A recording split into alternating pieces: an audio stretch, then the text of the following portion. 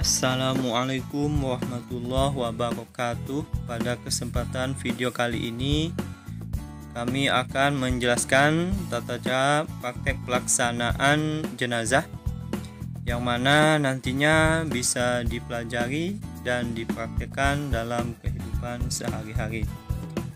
Yang pertama, sebelum memulai, di sini akan kami bacakan tujuan pembelajaran. Yang pertama, menjelaskan hikmah perawatan jenazah dengan baik dan benar. Kedua, mempraktekkan bersikap peduli dalam perawatan jenazah dengan baik dan benar. Tiga, menjelaskan macam-macam perawatan jenazah dengan baik dan benar. Empat, menjelaskan hukum perawatan jenazah dengan baik dan benar. 5. Mengidentifikasi dalil-dalil dalam perawatan jenazah dengan baik dan benar. 6. Menjelaskan syarat, rukun, dan ketentuan dalam perawatan jenazah dengan baik dan benar. 7. Menjelaskan manfaat dan hikmah perawatan jenazah dengan baik dan benar. 8. Mempraktekkan tata cara pelaksanaan perawatan jenazah dengan baik dan benar.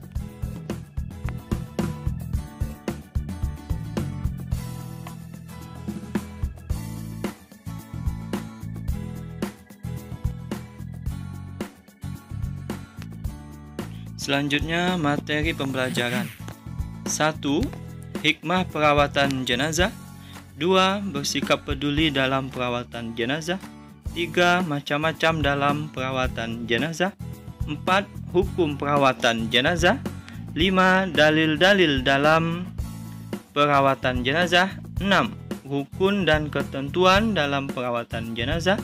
7. Manfaat dan hikmah perawatan jenazah. 8. Tata cara pelaksanaan perawatan jenazah. Dan penjelasan dalam bentuk videonya sebagaimana berikut. Penyelenggaraan jenazah adalah fardu kifayah bagi kaum muslimin, khususnya penduduk setempat, terutama kepada jenazah laki-laki maupun jenazah perempuan.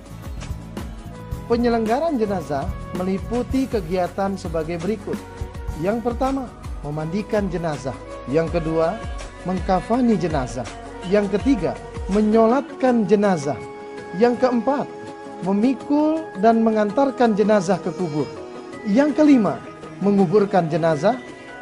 Dan yang keenam adalah takziah.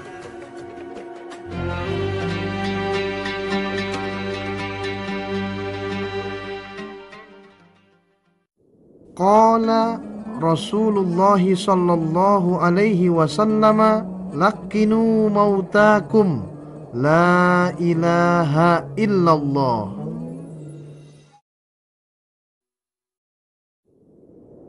La ilaha illallah.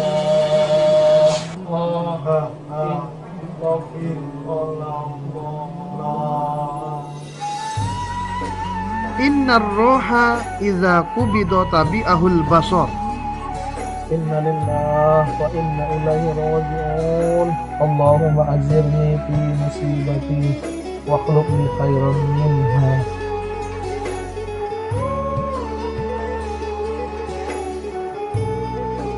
Apabila kita melayat jenazah dan kita membuka kain penutupnya, maka terlihatlah wajahnya. Maka kita disunahkan berdoa, Allahumma ghfir li Abi Salamah, atau kita boleh mengganti dengan nama jenazah, warfa' darajatahu fil mahdiyina wakhlufhu fi akibihi fil ghabirina waghfir lana walahu ya rabbal alamin wafsah lahu fi qabrihi wa nawwir lahu fihi. Kemudian kita mengumumkan kematiannya.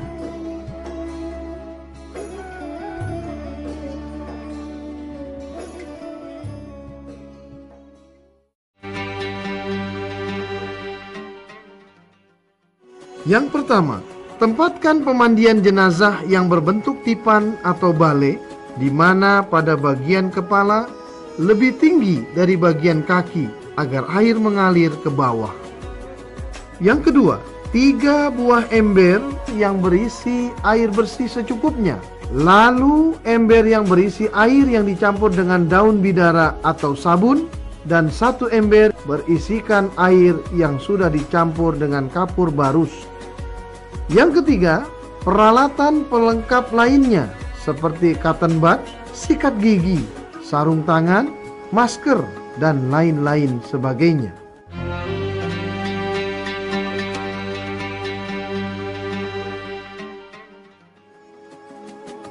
Kemudian angkatlah jenazah ke tempat pemandian yang telah disediakan.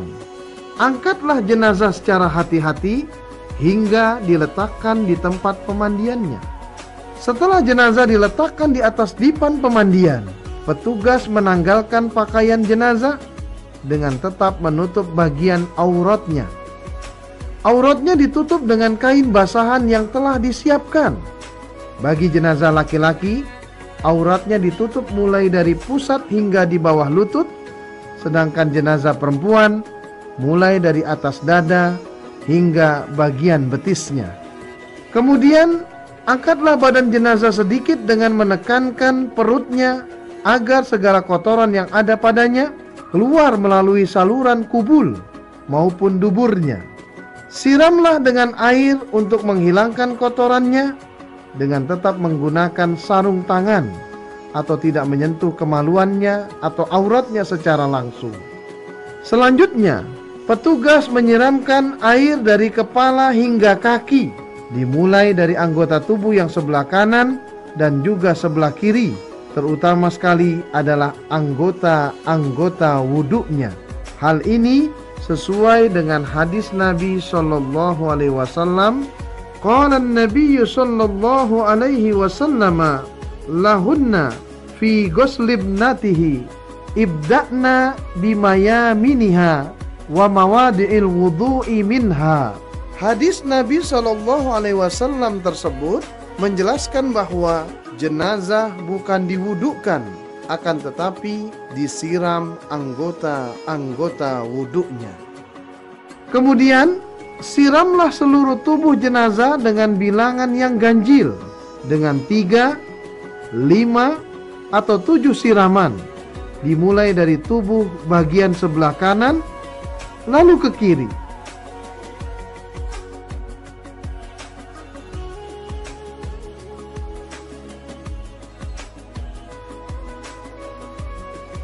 Lalu membalikkan tubuh jenazah ke kanan dan juga ke kiri. Semua itu disiram dengan bilangan yang ganjil.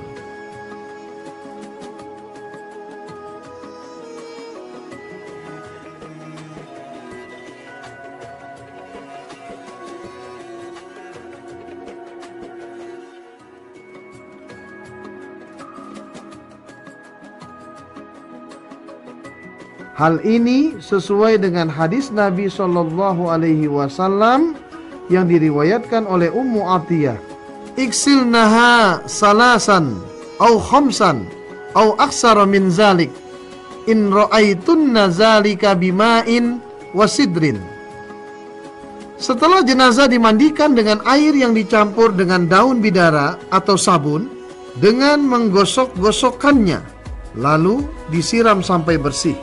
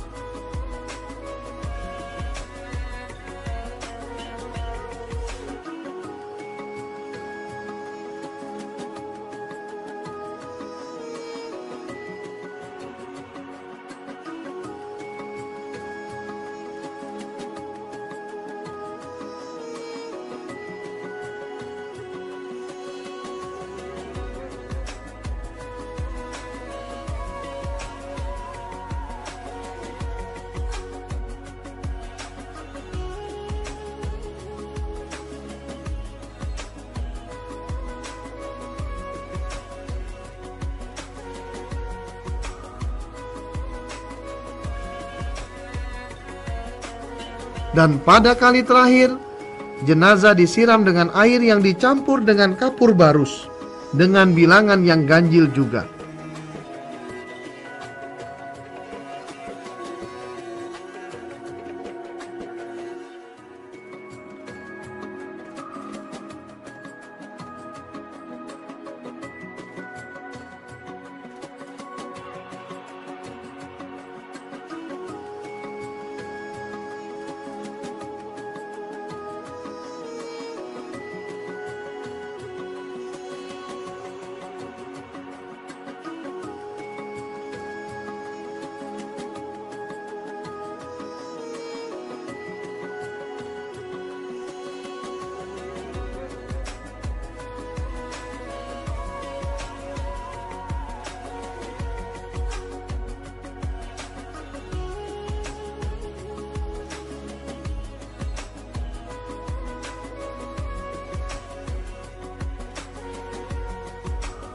Hal ini sesuai dengan hadis Nabi sallallahu alaihi wasallam, "Wa ja'alna fil akhirati kafuran aw syai'an min kafur."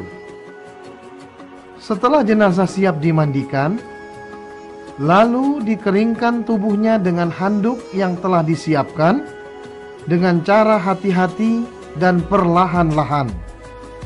Hal ini sesuai dengan hadis Nabi sallallahu alaihi wasallam, "Udrija Rasulullah sallallahu alaihi wasallam fi hullatin yamaniyatin." Boleh disisir rambutnya bagi laki-laki, dan bagi jenazah perempuan dijalin rambutnya menjadi 3 jalinan. Hal ini sesuai dengan hadis Nabi sallallahu alaihi wasallam, "Fadofarna sa'araha salasata kurunin." Setelah itu jenazah dibawa kembali untuk dikafani.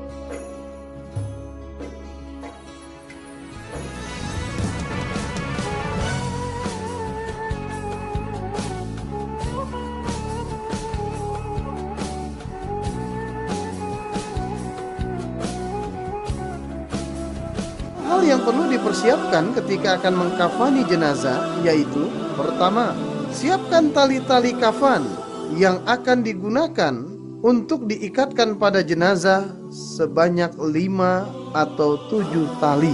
Yang kedua, siapkan kain kafan yang sudah diukur sesuai dengan badan jenazah, dan kain kafan itu hendaknya berwarna putih. Hal ini sesuai dengan hadis Nabi Shallallahu Alaihi Wasallam, ilbasu min thiyabikumul bidha wa kaffinu fiha mautakum. Dan juga berdasarkan kepada hadis Nabi Shallallahu Alaihi Wasallam, kuffina fi thalathati aswabin bidin suhuliyatin laisa fiha qamisun wala imamatun. Yang ketiga, kain kafan untuk jenazah laki-laki sebanyak 3 lembar kain.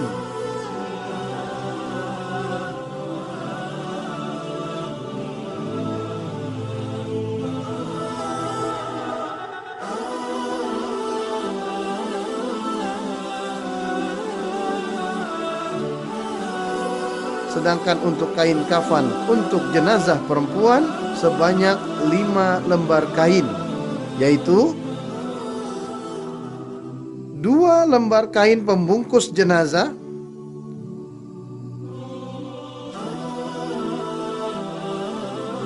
kerudung, baju kurung atau rompi,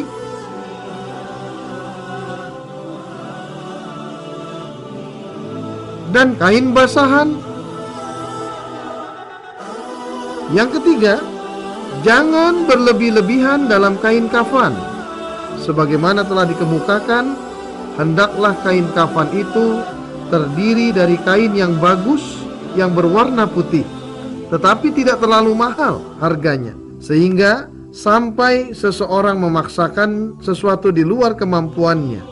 Hal ini sesuai dengan hadis Nabi Sallallahu Alaihi Wasallam, kuffina Rasulullah Sallallahu Alaihi Wasallam fi thalathati aswabin bidin suhuliyatin min kursufin laisa fiha qamisun wala imamatun. Dan juga berdasarkan kepada hadis Nabi Sallallahu Alaihi Wasallam, kuntu fi man ghassala umma kulthumin binta Rasulillahi sallallahu alaihi wasallam inda wafatiha, fakana awwalu ma a'tana Rasulullah sallallahu alaihi wasallam al-hiqa'a thumma ad-dir'a thumma al-khimara thumma al-milhafah thumma udrijat ba'du fi thawbil akhari. Qalat wa Rasulullah sallallahu alaihi wasallam jalisun indal babi ma'ahu kafanuha yunawilunaha tauban tauban.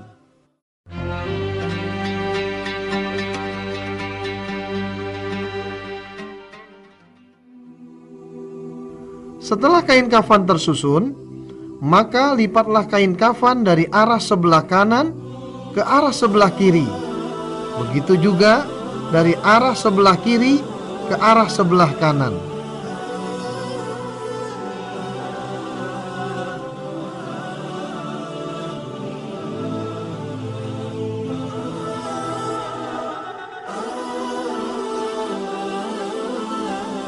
Kemudian simpulkan tali-tali kafan mulai dari atas kepala hingga kaki, dan simpulkan tali tersebut di arah sebelah kiri badan jenazah.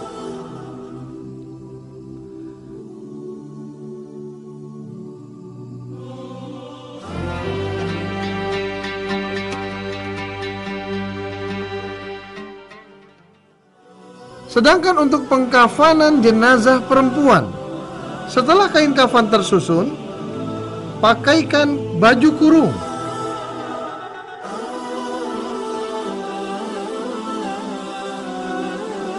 kain basahan,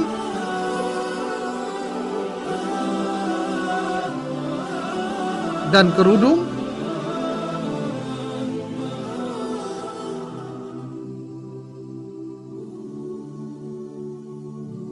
dan kain putih yang menutupi seluruh tubuh jenazah. Kemudian lipatlah seluruh kain untuk menutupi seluruh tubuhnya.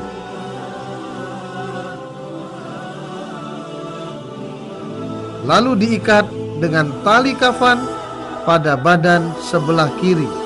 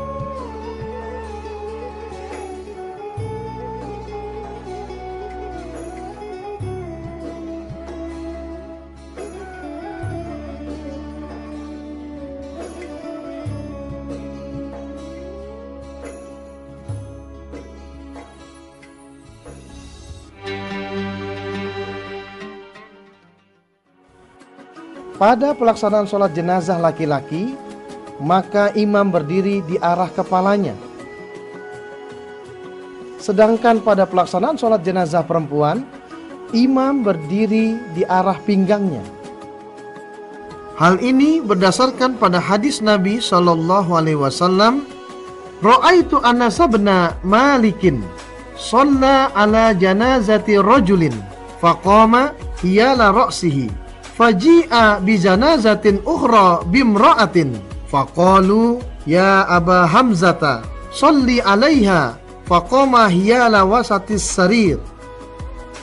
Dalam pengaturan susunan shaf pada sholat jenazah berjamaah, shaf terdiri dari 3 shaf jika jamaahnya tidak terlalu banyak. Hal ini sebagaimana hadis Nabi sallallahu alaihi wasallam, "Ma min mu'minin yamutu fayusalli alaihi ummatun minal muslimina balaghu ayyakunu salasata sufufin illa ghufira lahu." Ada hadis lain yang menyebutkan tentang jumlah orang yang mensolatkan jenazah, yaitu ada hadis yang menyebutkan 100 orang dan juga 40 orang.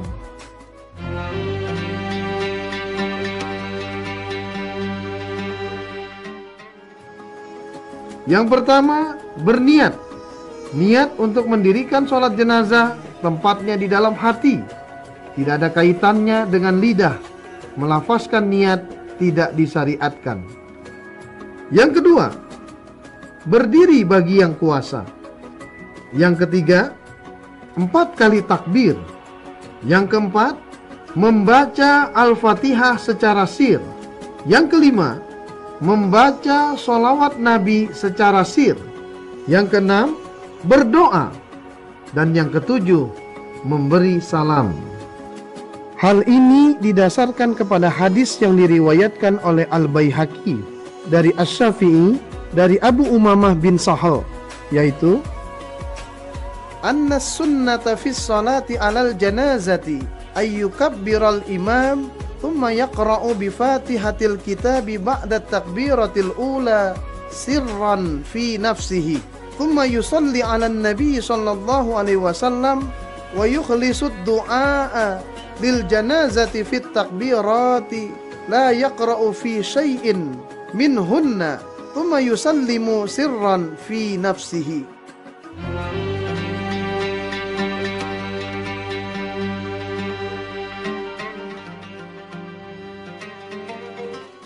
Sesuai dengan himpunan putusan Tarjih Muhammadiyah, maka tata cara pelaksanaan sholat jenazah adalah sebagai berikut. Setelah takbiratul ihram atau takbir yang pertama, Allahu Akbar, lalu kita membaca surat Al-Fatihah dengan didahului lafaz ta'awudz. Allahu Akbar. A'udzu billahi minasy syaithanir rajim. Bismillahirrahmanirrahim. Alhamdulillahi rabbil alamin. Ar-Rahmanir Rahim. Maliki yaumiddin. Iyyaka na'budu wa iyyaka nasta'in. Ihdinas siratal mustaqim. Siratal ladzina an'amta 'alaihim ghairil maghdubi 'alaihim waladdallin. Amin. Allahumma salli ala Muhammad wa ala ali Muhammad kama sallaita ala Ibrahim wa ali Ibrahim wa barik ala Muhammad wa ali Muhammad kama barakta ala Ibrahim wa ali Ibrahim innaka Hamidum Majid. Setelah takbir yang kedua, maka yang dibaca adalah doa untuk mayit. Dalam membaca doa untuk mayit, kita tidak perlu merubah doa yang diajarkan oleh Nabi Muhammad SAW tersebut sesuai dengan jenis kelaminnya. Misalnya, kalau mayit perempuan dengan mengucapkan lafal Allahumma ghfir laha, dan kalau mayitnya banyak dengan menggunakan lafal Allahumma ghfir lahum. Cukuplah bagi kita membaca doa tersebut sesuai lafal hadisnya. Dalam hal ini tidak ditemukan riwayat dari Nabi Muhammad SAW merubah lafal sesuai dengan jenis kelamin mayitnya. Allahu Akbar. Allahumma ighfir lahu warhamhu wa afihi wa'fu anhu wa akrim nuzulahu wa wasi' madkhalahu waghsilhu bima'in wa saljin wa nakkihi minal khotoya kama yunaqqa saubul abyadu minad danas wa abdilhu daran khairan min darihi wa ahlan khairan min ahlihi wa zawjan khairan min zawjihi wa kihi fitnatal qabri wa azabah. Jika jenazahnya adalah anak-anak, maka kita membaca doa Allahumma ja'alhu lana salafan wa faratan wa ajran. Setelah takbir yang ketiga, kita membaca doa Allahu Akbar. Allahumma fir li hayyina wa mayyitina wa syahidina wa ghaibina wa saghirina wa kabirina wa zakarina wa unsana. Allahumma man ahyaitahu minna fa ahyihi alal Islam wa man tawaffaitahu minna fa tawaffahu alal iman. Setelah takbir yang keempat, kita membaca doa Allahu Akbar. Allahumma la tahrimna ajrahu wa la tudillana ba'dahu. Kemudian setelah itu kita membaca salam. Assalamualaikum warahmatullahi wabarakatuh. Assalamualaikum warahmatullahi wabarakatuh. Atau dengan membaca salam Assalamualaikum warahmatullahi. Assalamualaikum warahmatullahi. Dalam melaksanakan sholat jenazah, ada tata cara yang lain selain tata cara sebelumnya, yaitu setelah takbir yang pertama hanya membaca Al-Fatihah saja. Lalu setelah takbir yang kedua kita membaca sholawat atas Nabi. Setelah takbir yang ketiga kita membaca doa untuk mayit. Dan takbir yang keempat kita membaca doa lalu salam. Itulah beberapa variasi dari tata cara sholat jenazah yang tentunya sesuai dengan sunnah Rasulullah Muhammad Sallallahu Alaihi Wasallam. Mengantarkan dan menguburkan jenazah. Dalam pengurusan jenazah, kita diperintahkan oleh Rasulullah Sallallahu Alaihi Wasallam agar menyegerakan dalam pelaksanaannya, terutama dalam mengantarkannya ke kubur. Hal ini sesuai dengan hadis Nabi Sallallahu Alaihi Wasallam, "Man kharaja ma'a janazatin min baitiha wa shalla 'alaiha thumma tabi'aha hatta tudfana kana lahu qiratan min ajrin kullu qirat mislu uhudin wa man shalla 'alaiha thumma raja'a kana lahu minal ajri mislu uhudin." Ada beberapa hal yang perlu diperhatikan ketika kita mengiringi dan mengantarkan jenazah ke kubur, yaitu pertama, lebih utama jika setiap orang memegang usungan keranda dengan berjalan kaki.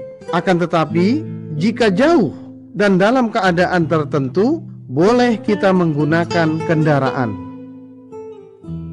Hal ini sesuai dengan hadis Nabi Sallallahu Alaihi Wasallam, "Ar-rakibu khalfal janazati wal mashi amamaha qariban ayyaminiha au ayyasariha."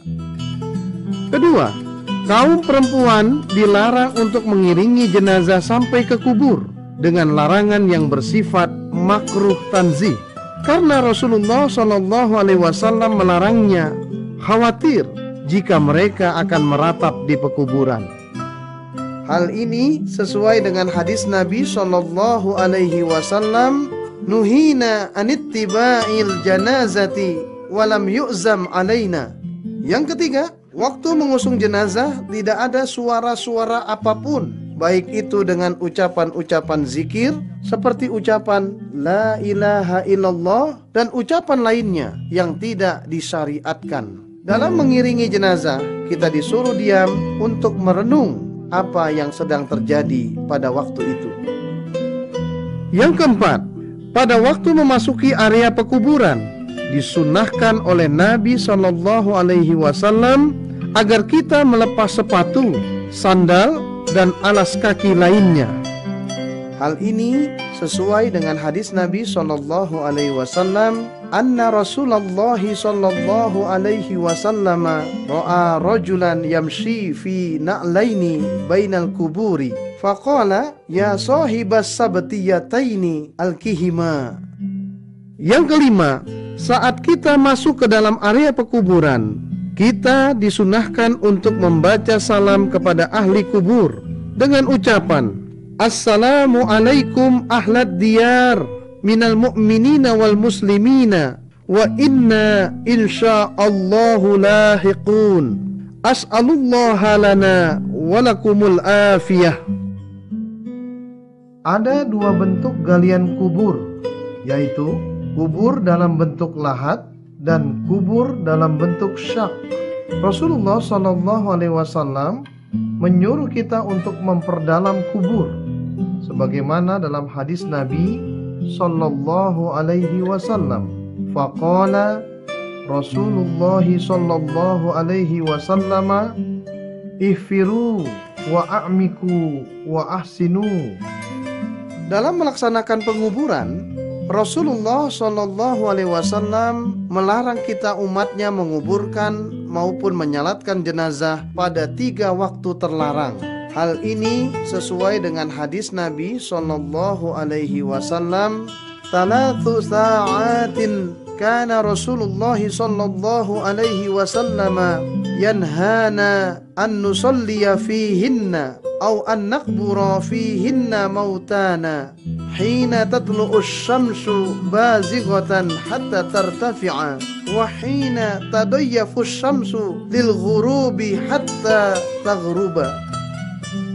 Ketika jenazah sudah sampai ke area pekuburan, maka ada beberapa hal yang harus diperhatikan sebagai berikut.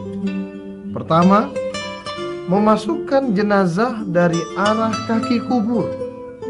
Hal ini berdasarkan hadis, "Tsumma adkhalahul qabra min qibalil rijlayil qabri wa qala hadza minas sunnah." Bagi jenazah laki-laki tidak perlu ditutup kain di atasnya.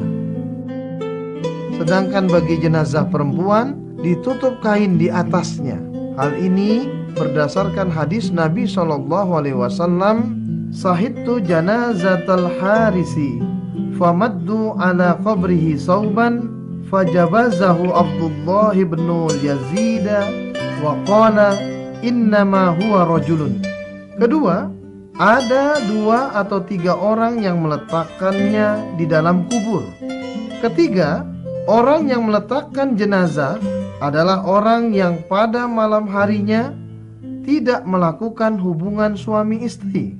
Hal ini berdasarkan hadis Nabi SAW, "Syahidna bintan li Rasulillahi SAW jalisun alal qabri qala fara'aitu ainaihi tadma'ani qala faqala hal minkum rajulun lam yuqarri fil lailata faqala Abu Talhah ana qala fanzil qala fanazala fi qabriha." Keempat, sewaktu meletakkan mayat ke dalam kubur disunahkan membaca Bismillahi wa ala millati Rasulillah. Hal ini sesuai dengan hadis Nabi sallallahu alaihi wasallam, "Kana an-nabiyyu sallallahu alaihi wasallam idza udkhilal mayyitul qabra qala Bismillahi wa ala millati Rasulillah." Dengan demikian, meletakkan jenazah ke dalam kubur itu bukanlah diazankan, karena Rasulullah SAW tidak pernah mencontohkan perbuatan itu kepada umatnya. Kelima, hendaklah mayat dimiringkan badannya menghadap ke arah kiblat. Keenam, setelah itu bukalah tali-tali yang mengikat kain kafannya. Bila perlu, badannya ditopang dengan bantalan tanah yang telah disediakan. Ketujuh, tutuplah lahat tadi dengan papan atau yang sejenisnya, agar waktu menguburkannya tanah tidak langsung mengenai jasadnya. Boleh mencurahkan tanah sebanyak 3 kali ke dalam kubur dari arah kepala. Hal ini berdasarkan hadis Nabi SAW, "Anna Rasulullah sallallahu alaihi wasallam shalla ala janazatin summa ata qabral mayyiti fahasa alaihi min qibali ra'sihi salasan." Kedelapan, boleh meninggikan tanah pekuburannya sejengkal dari permukaan tanah dan diberi tanda. Kesembilan, mendoakan dan memohonkan ampun kepada Allah atasnya dengan doa masing-masing.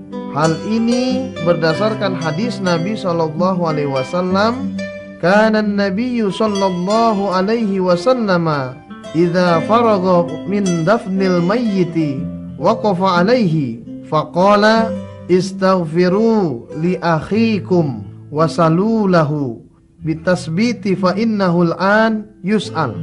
Di antara doa-doa yang dibaca ketika mendoakan jenazah yang sudah dikuburkan adalah sebagai berikut: "Allahumma ighfir lahu warhamhu wa'afihi wa'fu anhu wa akrim nuzulahu wa wasi' madkhalahu waghsilhu bima'in wathaljin wa naqqihi minal khotoya kama yunaqqas thawbul abyadu minad danas wa abdilhu daran khairan min darihi wa ahlan khairan min ahlihi wa zawjan khairan min zawjihi wa qihi fitnatal qabri wa azabah.